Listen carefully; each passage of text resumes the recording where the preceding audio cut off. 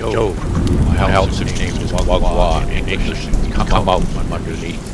My Christian name is Jordan Reed. I was born into the Heiltsuk Nation, beautiful central coast of British Columbia, Canada.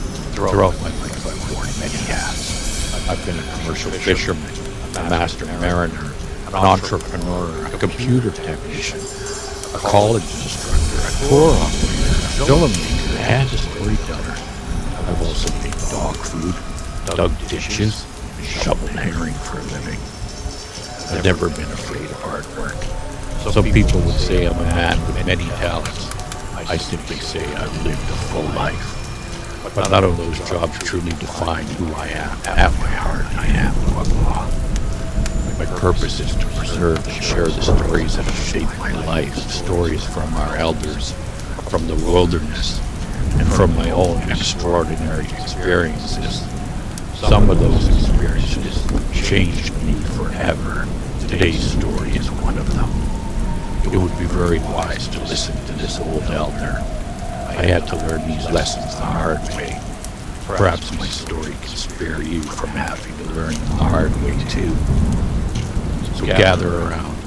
This is warnings our elders gave us. My mother's warning. When I was a young boy, my mother worked in a hospital. She often spoke about the people she cared for during the final moments of their lives. She told me that people who had lived kind, loving lives usually passed away peacefully, but not everyone. Some became terrified. Some cried out for help. Some reached toward things no one else in the room could see. My mother never claimed to know what they were seeing. She simply shared what she witnessed. I was only 13 years old when my mother passed away on Halloween morning. As the years went by, I slowly forgot her warning. I became angry. I made poor choices. My heart grew dark. I was heading down a road that would eventually catch up with me. And one rainy night it did. My car broke down on a dark stretch of river road. It was raining heavily. There were no street lights. Thinking I had suddenly run out of gas, I grabbed a gas can and started walking toward the nearest gas station. A large black car came toward me through the darkness. The driver never saw me. At the last second, I tried to jump out of the way. The front of the car struck both of my shins and threw me high into the air. When I landed, I was unconscious. My cousin reached me first and turned me over so I could breathe. Then something happened that changed my life forever. Out of body, I suddenly found myself standing inside my own body. Everything around me felt incredibly dark. I became aware of frightening shadow-like beings surrounding me. Their presence filled me with absolute fear.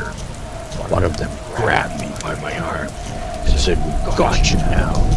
Without thinking, I pulled my arm free and answered, "No, you don't." The instant I spoke those words, everything disappeared, and I opened my eyes in the emergency room of the hospital. The doctors were standing around my bed, staring at me in disbelief. The impact had been so severe that I couldn't move my legs. I believed I had been paralyzed. One of the emergency physicians took a small brush and gently brushed the bottom of my foot. He said, "Sometimes this works." Suddenly I began to feel the brush. That moment returned to both of my legs. Against all expectations, I survived. Despite being struck by a car, I had no broken bones, only fractures in both of my shin bones. Years later, there was one more detail. This happened years before the movie Ghost, starring Patrick Swayze, was released. When I finally watched that movie, I was stunned. The shadow beings that drag away the evil man near the end of the film looked remarkably similar to the terrifying figures I believe I encountered during my own experience. I'm not saying the movie proves anything.